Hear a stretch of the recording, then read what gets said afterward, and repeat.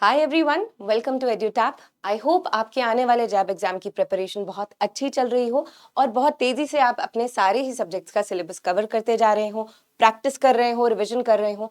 अगर आपको कोई भी प्रॉब्लम्स आ रही हैं तो उसके लिए हम आपके साथ हैं हमेशा। आज मैं आपके साथ डिस्कस कर रही हूँ how to score 60 plus marks in retail banking and wealth management component. अगर आपका ये फर्स्ट अटेम्प्ट है तो आप जानते हैं आरबीडब्ल्यूएम का सिलेबस छोटा है, ये इस पेपर को इजी बनाता है। लेकिन इस पेपर की प्रॉब्लम ये है कि आपको बहुत सारे फैक्चुअल डिटेल्स बार बार रिवाइज करने पड़ेंगे, याद करने पड़ेंगे, नहीं तो आप एक बार प्रिपरेशन करके सीधा एग्जाम में चले जाएंगे तो आपकी सारी मेहनत जीरो हो जाएगी, क्योंकि you will not be able to recall the important topics and देखा देखा सा क्वेश्चन लगेगा, लेकिन आप उससे का करेक्ट आंसर फिर आइडेंटिफाई नहीं कर पाएंगे। तो आरबीडब्ल्यूएम की एक अच्छी स्ट्रैटेजी होनी चाहिए। 8 जून का आपका पेपर है, 9th को आपका आई एंड IFS का पेपर है, तो आपको यहाँ पे बैलेंस करना है कि लास्ट वीक की जो रिवीजन है वो इतने हैवी पेपर्स दोनों आप आसानी से इकट्ठे साइमल्टेनियसली रिवाइज कर लें, याद कर लें, मेमोराइज कर लें और दोनों ही पेपर्स में अच्छे से परफॉर्म कर पाए। इनफैक्ट अगर आपका फर्स्ट अटेम्प्ट है तो आपको ओवरऑल थ्रेशहोल्ड 50 क्रॉस करना है। आरबीडब्ल्यू में अच्छे नंबर लाने से ये फायदा होगा कि कहीं थोड़ी बहुत ऊंच नीच होती है तो आरबीडब्ल्यू में आपको हेल्प कर देगा, because the syllabus of the topic, syllabus of this subject is a little bit lesser. So let's understand कैसे आप इंश्योर कर सकते हैं इस वक्त जो भी आपका लेवल ऑफ प्रिपरेशन है उसके बावजूद किस तरीके से आप इंश्योर कर सकते हैं कि आप आरबीडब्ल्यूएम में बहुत अच्छा स्कोर ला सकें। सो फर्स्ट थिंग्स फर्स्ट, कहां से पढ़ना है? आपका सोर्स यहां पे रहेगा IIBF Macmillan book. This is the only thing you need. You don't need to go running anywhere else. आप सेल्फ स्टडी कर रहे हैं तो इससे बेटर कोई आपके लिए बुक नहीं है। This is where you will be able to score really well. अगर आप एक सिंपल सोर्स पे रिस्ट्रिक्ट करते हैं खुद को, बिना बात के भटकते नहीं हैं और एक चीज पे ट्रस्ट करके आगे बढ़ते जाते हैं। पर अगर अभी तक आपने ये किताब नहीं उठाई है या आप बहुत पीछे चल रहे हैं प्रिपरेशन में और बहुत ज्यादा कंफ्यूजन है कि इतने कम टाइम में इतने सारे सब्जेक्ट्स को कैसे हैंडल किया जाए, कैसे मेंटेन किया जाए, तो आप कंसिडर कर सकते हैं purchasing a course. This is our master course. अगर आप JAIIB 85 जैब 85 कोड यूज करें तो आपको इस पे 85% ऑफ मिल जाएंगे। इस कोर्स में आपको नोट्स तो अवेलेबल हैं, तो आपको बुक परचेज करने की जरूरत नहीं है। उसके अलावा वीडियो लेक्चर्स के थ्रू हम आपको सारे टॉपिक्स कवर करा देते हैं इन 15 मिनट वीडियोस। अब इसका ये फायदा है, आपको ऑफिस जाते वक्त, ऑफिस से आके छोटा छोटा 15 मिनट का जब जब टाइम मिले आप फटाफट इंपॉर्टेंट टॉपिक्स वहां से कवर कर सकते हैं। सारे टॉपिक्स कवर्ड हैं और आप इंपॉर्टेंट टॉपिक्स पे एम्फेसिस देते हुए इस स्टेज पे उसे जल्दी से कवर कर सकते हैं। जो टॉपिक समझ नहीं आ रहा है उसका आपने वीडियो देख लिया, साथ के साथ उसका क्विज सॉल्व कर दिया, चैप्टर वाइज क्विज अवेलेबल है। And once you are done with this portion then you can attempt a lot of given full length test. हर सब्जेक्ट के 10 टोटल 40 आपको यहाँ पे फुल लेंथ टेस्ट मिल जाएंगे, जो आपको एग्जाम डे पे बहुत हेल्प करेगा, because it will help you to understand how to manage your time in the right way before also. So इसकी प्रैक्टिस आपको बनानी जरूरी है। बट इन एनी केस, चाहे आप सेल्फ प्रेप कर रहे हैं, चाहे आप इस वक्त कोई कोर्स परचेज कर रहे हैं, आपको ये 5 स्टेप प्रोसेस फॉलो करनी है। बहुत सिंपल सी चीज है। हम कभी भी कोई चीज इफिशिएंटली तब एग्जीक्यूट कर पाते हैं जब उसके बारे में थोड़ा सा प्लानिंग करते हैं, और प्लानिंग करने से पहले आपको जानना है अपना करंट लेवल ऑफ प्रिपरेशन। मेरा एडवाइस ये होगा, आप फटाफट एक फुल लेंथ टेस्ट दे दीजिए। उससे आपको आइडिया लग जाएगा कि कौन से टाइप के टॉपिक्स आपको बिल्कुल नहीं आते, किन चीजों में आपको थोड़ा सा अंदाजा है। उसको ध्यान में रखते हुए फिर आप बनाइए अपना plan. And how will you make a plan? You will first identify the most important topics. सबसे इंपॉर्टेंट टॉपिक्स का ये फायदा होता है कि बहुत कम टाइम में वो आपको आपके 50 नंबर से ऊपर की एरिया में ले आते हैं। इंपॉर्टेंट टॉपिक्स का that is the most important thing, कि once you are comfortable and familiar with the important topics जिनका वेटेज एग्जाम में ज्यादा है, जहां पे फोकस आपको ज्यादा करना है, उन टॉपिक्स की वजह से आपका एग्जाम तो सॉर्ट हो जाता है। पर इंपॉर्टेंट टॉपिक्स कैसे आइडेंटिफाई करें, अभी मैं आपके साथ इस वीडियो में सारे टॉपिक्स डिस्कस कर दूंगी जो आपको एम्फेसिस रखना है, जिन पे आपको इंपॉर्टेंट टॉपिक्स को कंसिडर करते हुए चलना है। उसके अलावा आपको ये खुद भी मैं रिकमेंड करूंगी, ये एक्सरसाइज करनी चाहिए। मैंने भी कैसे आइडेंटिफाई किए important topics? By deeply analysing, deeply studying the previous year question. Previous year questions वो सोर्स हैं आपके लिए जो आपको बताएगा कि इस टॉपिक में किस तरीके के क्वेश्चन आए हुए हैं, किस तरीके से फ्रेम किया गया क्वेश्चन को, कौन से टॉपिक्स को मैं छोड़ सकता हूँ या सकती हूँ और किन टॉपिक्स पे मुझे ज्यादा एम्फोसिस देना है। तो प्रीवियस ईयर क्वेश्चन की आपको फाइल डिस्क्रिप्शन में लिंक में मिल जाएगी, उसे डाउनलोड कीजिए, उसे अपने साथ रखिए, उसे खाते पीते देखते, खाना खाते वक्त, जब भी आपको कहीं पे भी थोड़ा सा मौका मिले, पढ़ाई करते वक्त, तो बिल्कुल हर चैप्टर को करते वक्त उससे रिलेटेड प्रीवियस ईयर क्वेश्चंस को देखते रहिए। उससे आपको बहुत कंफर्टेबल हो जाएगा एग्जामिनर की लैंग्वेज, किस तरीके से क्वेश्चंस आ सकते हैं, क्या क्वेश्चंस ड्राफ्ट किए जा सकते हैं। अब चैप्टर्स जब आप इंपॉर्टेंट टॉपिक्स आइडेंटिफाई कर लें तो रेगुलर बेसिस पे जो भी आप पढ़ते चले जा रहे हैं इस प्लान के बेसिस पे, once you have identified the important topics, उनको आप सपोज आपके पास आप 10 दिन में RBWM कवर अप करना चाह रहे हैं, तो इंपॉर्टेंट टॉपिक्स को आपको पर डे, अगर 26 चैप्टर्स हैं उनमें से सपोज 15 to 20 इंपॉर्टेंट चैप्टर्स हैं, उनको आपको पर डे 2 या 2.5 चैप्टर जितनी जल्दी खत्म करेंगे, उसके साथ साथ रिवीजन का भी आपको हमेशा टाइम शेड्यूल करना है। So simultaneous revision and practice is the most important thing. आपने जो चैप्टर कवर किया उसे साथ के साथ रिवाइज कीजिए, उसी से रिलेटेड क्विज दीजिए, फिर उसे कंप्लीट कीजिए। अगर आप इंपॉर्टेंट चैप्टर्स को इस तरीके से कर लें तो वो एक तो जल्दी हो जाएंगे, ज्यादा कवरेज हो जाएगी और आपको याद रहेंगी चीजें। एंड ऑफ द वीक जो आपका लास्ट वीक रहेगा उसमें भी आपको रिवीजन करना बहुत जरूरी है। कुछ फुल लेंथ टेस्ट जरूर देना ताकि आपको आइडिया लगे कि एग्जाम लाइक कंडीशंस में कैसे आप करेक्ट तरीके से टाइम मैनेजमेंट कर सकते हैं। उसके अलावा अगर IIBF मैकमिलन बुक के जो लास्ट के जो क्वेश्चंस हैं, स्पेशली उन चैप्टर्स के लिए जिनको आप उतना अच्छे से नहीं पढ़ना चाह रहे हैं क्योंकि वो आपको उतना इंपॉर्टेंट नहीं लग रहे हैं, अननेसेसरीली लेंदी हैं, कोई ज्यादा ही फैक्चुअल इंफॉर्मेशन है, उन चैप्टर्स के एंड पे क्या दिया हुआ है आपको, कुछ ऐसे पॉइंट्स, समरी पॉइंट्स एंड कुछ प्रैक्टिस क्वेश्चंस। अब उनका हमने एक कंपाइलेशन करके अपनी अभ्यास सीरीज में आपके साथ ऑलरेडी डिस्कस किया है। आप YouTube चैनल पे प्लेलिस्ट देख सकते हैं, अभ्यास सीरीज, जो आपको IIBF मैकमिलन बुक के जो प्रैक्टिस क्वेश्चंस हैं, जो बुक में आंसर्स डिटेल में एक्सप्लेन्ड नहीं है, उन्हें हमने क्लियरली एक्सप्लेन कर दिया है। This is a great way to test your current understanding also. आप अपना करंट लेवल ऑफ प्रिपरेशन इस सीरीज में जाके इसके साथ साथ क्वेश्चन सॉल्व करिए और अपना लेवल ऑफ प्रिपरेशन देखते हुए आगे बढ़िए। उसके अलावा इस वक्त हमारी विजय सीरीज भी चल रही है जिसके अंडर हम डिस्कस कर लेते हैं आपके साथ हर मॉड्यूल के अराउंड 100 क्वेश्चंस। अब इतने सारे क्वेश्चंस आपने मैराथन सेशन में एक ही बारी में जैसे ही कोई मॉड्यूल कंप्लीट हुआ साथ के साथ कर लिए तो आपको अपनी लेवल ऑफ अंडरस्टैंडिंग भी गेज हो जाएगा, असेस कर लेंगे और आप उसी हिसाब से अपनी रिवीजन को शेप कर सकते हैं। एंड फाइनली आपको फुल लेंथ टेस्ट देना जरूरी है।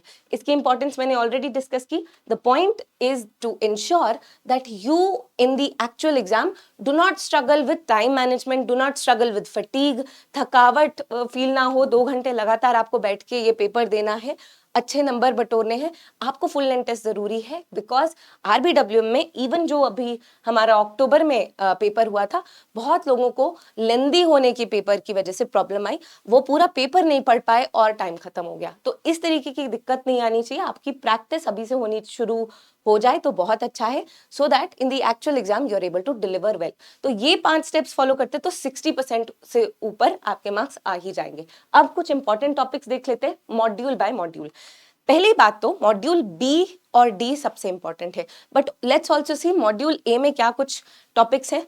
इसमें जो ब्लू में हाईलाइटेड चीजें वो आपको चैप्टर बिल्कुल नहीं छोड़ना, ब्लैक में जो हाईलाइटेड चीजें वो बेसिक्स हैं, कुछ हो सके तो आप इसकी समरी पढ़ लीजिए और प्रैक्टिस क्वेश्चंस कर लीजिए। सो रिटेल बैंकिंग की इंट्रोडक्शन, बेसिकली कुछ आपके टॉपिक्स जैसे कि कैरेक्टरिस्टिक्स क्या है, उससे रिलेटेड, रिटेल बैंकिंग से रिलेटेड RBI का डेटा, इसे आप देख लीजिए। Role within bank operation सिर्फ 1 पेज का चैप्टर है, बट 3 इंपॉर्टेंट छोटे छोटे टॉपिक्स आपको कवर कर देता है। स्ट्रेटेजिक बिजनेस यूनिट, इंटीग्रेटेड और डिपार्टमेंटल मॉडल ऑफ बैंकिंग, तो ये आपको इंपॉर्टेंट है, छोटा सा चैप्टर है तो प्लीज कवर कीजिएगा। देन रिटेल बैंकिंग कॉन्सेप्ट्स, और कॉर्पोरेट और रिटेल बैंकिंग का फर्क बहुत ही कॉमन सेंस वाली चीज है, बहुत जगह आगे भी रिपीट हो जाएगा, so maybe you can leave this. But branch profitability में कुछ रेशियोज हैं जो आपको आने चाहिए, टेक्निकल ज्यादा नहीं है तो बहुत ही फ्री के नंबर वाली बात होती है। Gross profit, operating profit, net profit कैसे निकाला जाता है, return on assets, return on equity आप कैसे कैलकुलेट कर सकते हैं, और क्या फैक्टर्स हैं जो कंट्रीब्यूट करते हैं ब्रांच प्रॉफिटेबिलिटी में, किस तरीके से उन्हें इंप्रूव किया जा सकता है, this is something you should no. Module A में ये 2 टॉपिक्स इंपॉर्टेंट हुए। फिर आते हैं हम मॉड्यूल बी में। अब मॉड्यूल बी आपके रिटेल बैंकिंग के मेजरली प्रोडक्ट से डील करता है। सबसे पहले चीज है कस्टमर रिक्वायरमेंट्स। मैस्लो की एक थ्योरी है जो मैं रेकमेंड करूंगी आप पढ़ लीजिए, बाकी चीजें आप छोड़ सकते हैं या फिर थोड़ा सा जो समरी है उसके थ्रू पढ़ सकते हैं। फिर प्रोडक्ट डेवलपमेंट प्रोसेस, इसमें लाइफ साइकिल इंपॉर्टेंट है, पर overall this is a chapter जिसमें बहुत ज्यादा डेप्थ में चीजें नहीं दी गई हैं, जो दी गई हैं वो आगे रिपीट भी होती हैं, तो इसको आप जाने दे सकते हैं। बट लाइफ साइकिल पढ़ लीजिए इसमें से, और मैस्लो की थ्योरी पढ़ लीजिए कस्टमर रिक्वायरमेंट्स में से। फिर ये चारों चैप्टर इंपॉर्टेंट है बट ईजी भी बहुत है। मॉड्यूल बी की हम बात कर रहे हैं जो कि बहुत इंपॉर्टेंट मॉड्यूल है ओवरऑल। क्रेडिट स्कोरिंग कि क्या मॉडल है क्रेडिट स्कोरिंग का, इंडिया में कौन सी CICs हैं 4, ये आपको पता होनी चाहिए, और अच्छा और बुरा क्रेडिट स्कोर कैसे निकाला जाता है, किस बेसिस पे होता है, ये आपको पता होना चाहिए। Then important retail liability product, जहां पे बैंक की लायबिलिटी है, यानी बैंक ने कुछ फंड्स दिए हुए हैं जिसपे उसको बैंक के पास कुछ फंड्स आए हुए हैं जिसपे उसको इंटरेस्ट देना है। फॉर एग्जांपल आपके कासा अकाउंट्स यहाँ पे इंपॉर्टेंट हो जाते हैं, टाइम डिपॉजिट्स में FD RD इंपॉर्टेंट हो जाता है, फॉर्म 15G और H, these are the topics you should know. इनमें कासा डिपॉजिट्स, FD RD, इनके सुनने में लगता है बहुत आसान होगा, लेकिन इसमें कुछ टेक्निकल डिटेल्स हैं, फैक्चुअल रिक्वायरमेंट्स हैं जो आपको पता होनी चाहिए। So you should do this chapter very well. फिर ऐसे ही रिटेल एसेट प्रोडक्ट्स यानी कि बैंक के दिए गए लोन्स, उसमें housing loan, PM Awas Yojana, योजनाएं सारी एवरग्रीन होती हैं, जरूर क्वेश्चन देखने को मिलता है, तो please pay emphasis on the schemes that have been given in your syllabus. Then you have educational loan, ये 3-4 टॉपिक्स हैं जो आपको ज्यादा एम्फेसिस देने हैं। फिर क्रेडिट और डेबिट कार्ड में टाइप्स ऑफ कार्ड और रुपए कार्ड, ये आपको पता होना चाहिए। फिर क्योंकि मॉड्यूल भी काफी लंबा है तो अगेन आप एम्फेसिस दे सकते हैं, क्वेश्चन कोशिश कर सकते हैं जो ब्लू में हाईलाइटेड हैं टॉपिक्स उनको करने के लिए। रिमिटेंस प्रोडक्ट्स बहुत ही इंपॉर्टेंट चैप्टर है। NEFT, RTGS, ECS, NACH, AEPS, ये सारे तरीके हैं जो ट्रांजैक्शंस को अंडरटेक करने में हेल्प करते हैं बैंक्स को। सारे ही टॉपिक्स में कुछ ना कुछ फीचर्स हैं, कुछ ना कुछ रिक्वायरमेंट्स हैं जो फैक्चुअल चीजें आपको याद होनी चाहिए। आप देख पा रहे होंगे कितनी सारी फैक्चुअल डिटेल्स आपको याद रखने हैं, तो revision becomes very very very important. Then digitization of retail banking products, IDRBT जो ऑर्गेनाइजेशन है उसने काफी सारे इनिशिएटिव्स लिए हैं, स्पेसिफिकली उसमें नेशनल फाइनेंशियल स्विच, इन्फीनेट जो बैंक्स को कनेक्ट करता है, ये 2-3 चीजें आपको अच्छे से कर लेनी चाहिए। Then role of AI and technology, सुनने में भारी भरकम टॉपिक लगता है लेकिन बुक में काफी जनरली एक्सप्लेन्ड है। इसकी समरी देखिए, कुछ जो प्रैक्टिस क्वेश्चन देखिए दिए गए हैं वो देखिए, and then you will be able to handle it. इस पे बहुत ज्यादा टाइम लगाने की जरूरत नहीं है क्योंकि जेनेरिक चीजें हैं, बहुत ही स्ट्रेट फॉरवर्ड तरीके से आप अटेम्प्ट कर सकते हैं। जो चीजें आप पे जिन चैप्टर्स पे आपको कोशिश करनी है वो ऐसे चैप्टर्स हैं जहां से क्वेश्चन सवाल बनाना बनता है, सवाल पूछना बनता है, और वो मैंने ब्लू में हाईलाइट किए हैं। और आपको कैसे आइडेंटिफाई करने हैं, प्रीवियस ईयर क्वेश्चंस देख के। रिकवरी ऑफ रिटेल लोन्स, ये एक बहुत ही इंपॉर्टेंट चैप्टर है। नॉन परफॉर्मिंग एसेट्स की डिस्कशन यहीं पे है, किस तरीके से लोन अकाउंट्स को क्लासिफाई किया जाता है, जब उन पे इंटरेस्ट पेमेंट्स आनी रुक जाती हैं तो इरेगुलर अकाउंट हो जाते हैं वो। फिर सारफाइजी एक्ट जो बैंक को लोन की रिकवरी में हेल्प करता है, ऐसे DRT और लोक अदालत, ये 2-3 रिकवरी मेजर्स बहुत इंपॉर्टेंट है। Then you have management information system, इसकी आपको कीवर्ड्स की अंडरस्टैंडिंग बैठानी है कि MIS है क्या, उसके क्या कंपोनेंट्स हैं। उसके अलावा this is not that technical chapter, तो इसको आप ऊपर ऊपर से देख के कीवर्ड्स की अंडरस्टैंडिंग बना के आगे बढ़ सकते हैं। देन यू हैव सिक्योरिटाइजेशन जो कि एक इंपॉर्टेंट चैप्टर है, इसका फंडा क्लियर होना चाहिए और आपको बेसिकली RBI की इसकी गाइडलाइंस पता होनी चाहिए सिक्योरिटाइजेशन से रिलेटेड।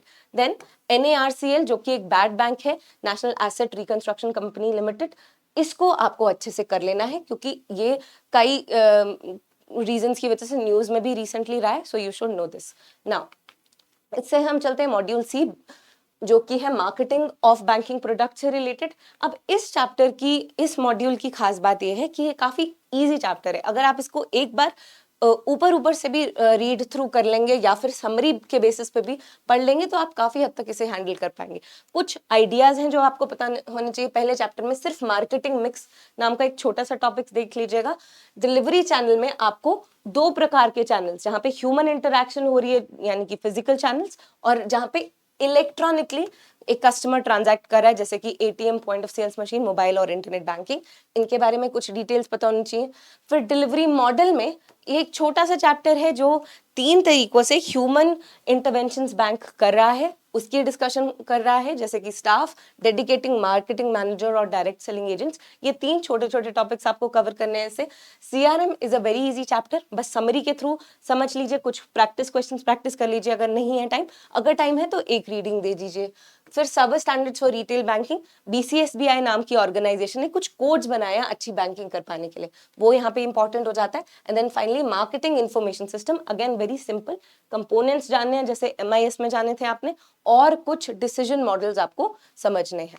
नाउ फाइनल मॉड्यूल, बहुत ही खूबसूरत सा मॉड्यूल, वेल्थ मैनेजमेंट से रिलेटेड, और बहुत अच्छा इनपुट आउटपुट रेशियो है, और इतने से 4 चैप्टर्स में से इतने सारे क्वेश्चंस आते हैं कि इसको छोड़ना तो बिल्कुल गुनाह हो जाएगा। It will be a sin to leave this module.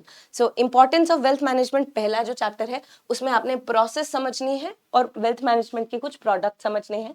Then you have investment management, यहाँ पे आपको इन्वेस्टमेंट बैंकिंग और पोर्टफोलियो मैनेजमेंट सर्विस का डिटेल दिया हुआ है, उसको समराइज्ड फॉर्मेट में, if you are looking at the course, वो बहुत क्लियरली क्रिस्प तरीके से समझाया हुआ है।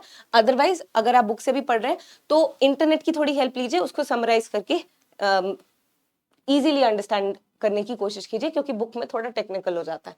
Then tax planning, again tax planning से रिलेटेड कुछ important terms, heads of income, very very important, कि कौन सी इनकम किस हेडिंग के अंडर आती है टैक्स फाइल करते वक्त, नए और ओल्ड रिजीम के अंदर फर्क, और टैक्स सेविंग करने के जो इंस्ट्रूमेंट होते हैं उनको कैसे यूटिलाइज किया जा सकता है, ये कुछ इंपॉर्टेंट टॉपिक्स हैं। And then other financial services, सुनने में लगता है आखिरी चैप्टर है, छोड़ देना चाहिए, not that important, but the problem is बहुत ही इंपॉर्टेंट कॉन्सेप्ट इसमें भी डिस्कस्ड है। तो mutual fund, insurance, social security scheme, very very important, PM Jeevan Jyoti बीमा योजना, पीएम सुरक्षा बीमा योजना और अटल पेंशन स्कीम। इसके अलावा अदर स्कीम में sovereign gold bonds, very very important schemes, जब भी देखें आप एग्जाम में 2, 3, 4 क्वेश्चंस इससे आ ही जाते हैं, तो कुछ थोड़ा सा करके अगर इतने अच्छे मार्क्स आ रहे हैं तो जरूर आपको कर लेना चाहिए।